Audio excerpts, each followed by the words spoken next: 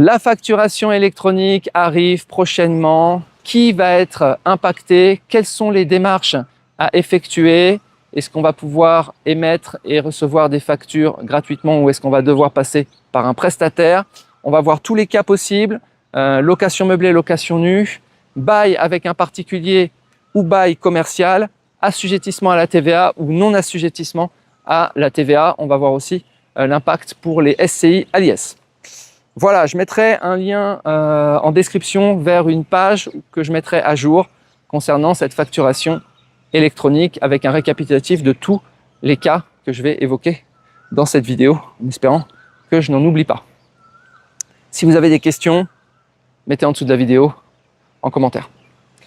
Alors, calendrier et obligations. Donc, dès le 1er septembre, obligation légale de pouvoir recevoir des factures électroniques, donc via le nouveau portail. Au niveau de la facturation électronique, en réalité, il y a 3 sujets. C'est le sujet de la réception des factures ou l'e-réception, I pour électronique.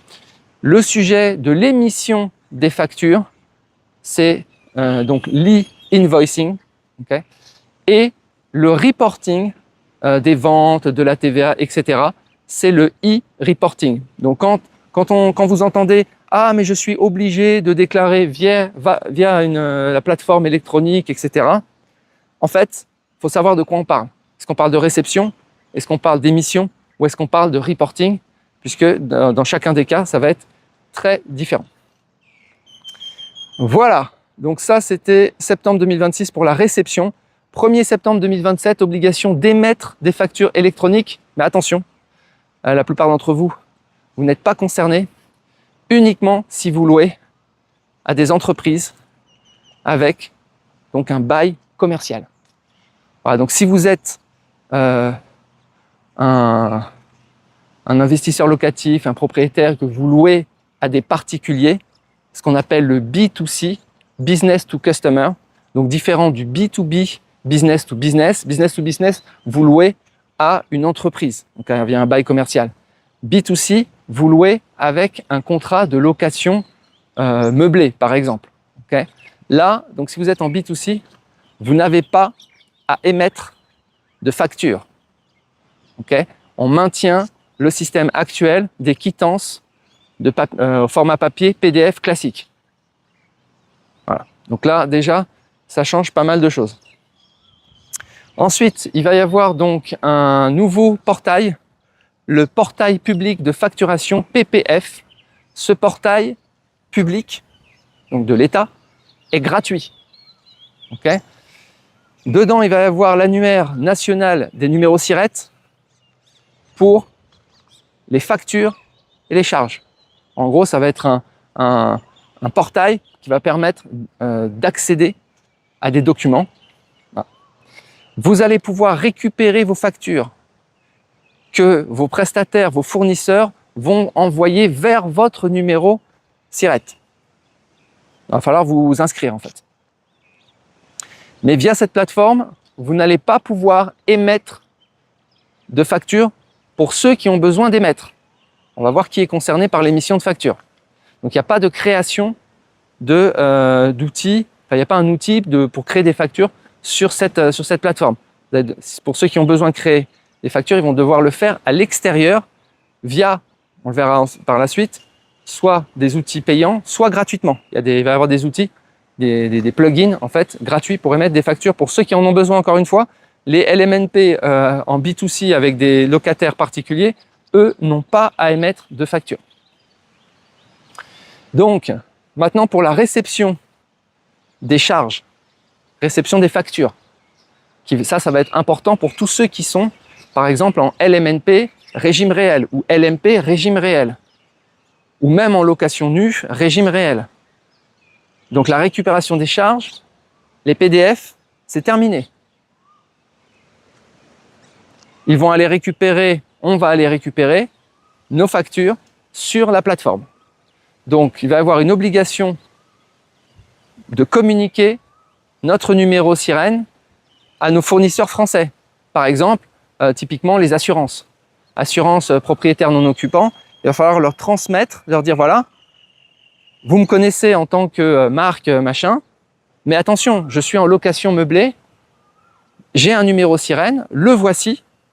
Merci d'émettre les factures associées à ce numéro sirène sur la plateforme pour que j'aille télécharger ces factures, pour que je puisse les intégrer dans mon compte de résultat, dans les charges.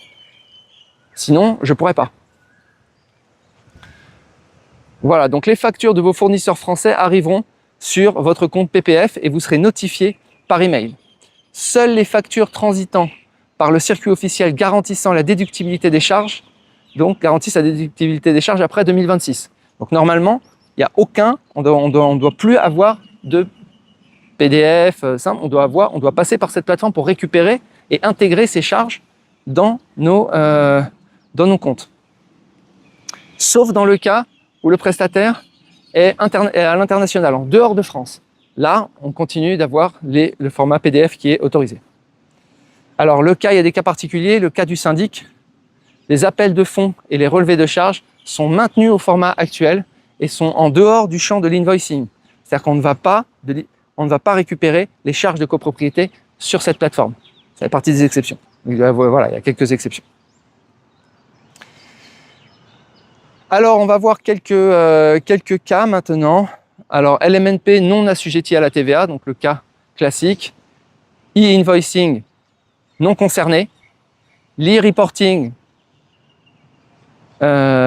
aucune obligation de transmettre les données de loyer à l'État, donc pas concerné aussi par l'e-reporting.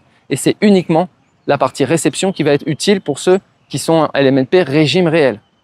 Pour ceux qui sont en LMNP microbique, ils n'ont même pas à aller récupérer leurs charges, puisqu'ils ne les intègrent pas dans le compte de résultat. Voilà. Alors, on va prendre un autre cas et ensuite, je ferai un petit récapitulatif de tous les cas. Les LMNP assujettis à la TVA, donc résidence de service, para-hôtellerie. L'e-reporting obligatoire. Transmission périodique des montants des loyers et de la TVA collectés via la plateforme. Alors, comment ça va se transmettre ce e-reporting?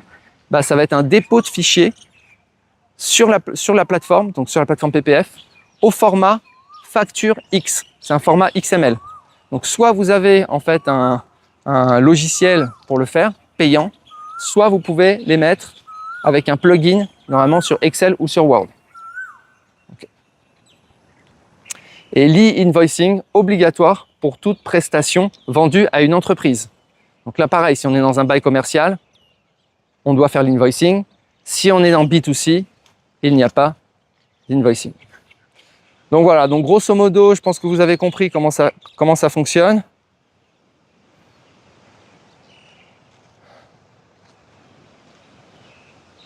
Donc bail commercial, quelle que soit votre situation, c'est e-invoicing. TVA, quelle que soit votre situation, c'est e-reporting.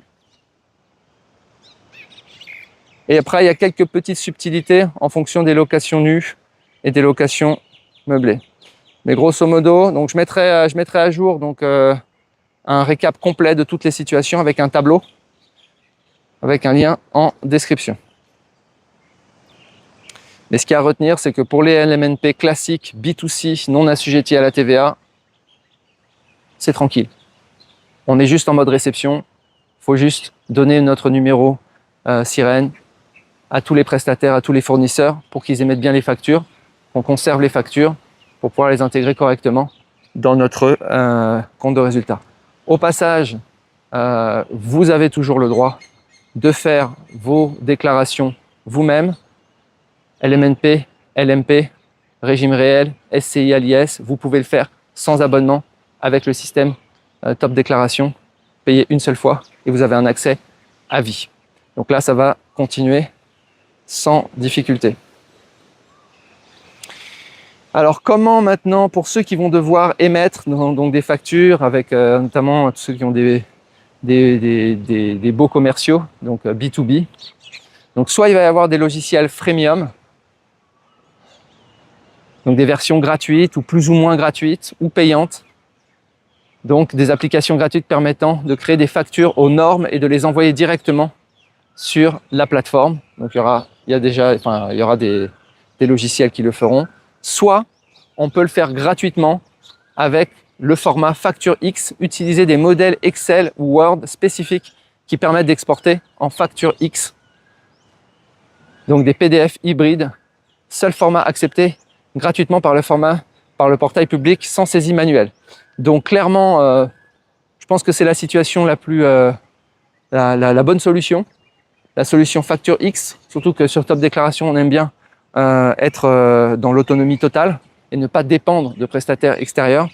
Donc dès que, alors moi j'ai pas de bail commercial, tout ça, mais dès que j'ai moyen de tester et de récupérer des factures au format X, je le ferai, je testerai. Et je pense qu'il n'y a vraiment pas de difficulté particulière. Et voilà.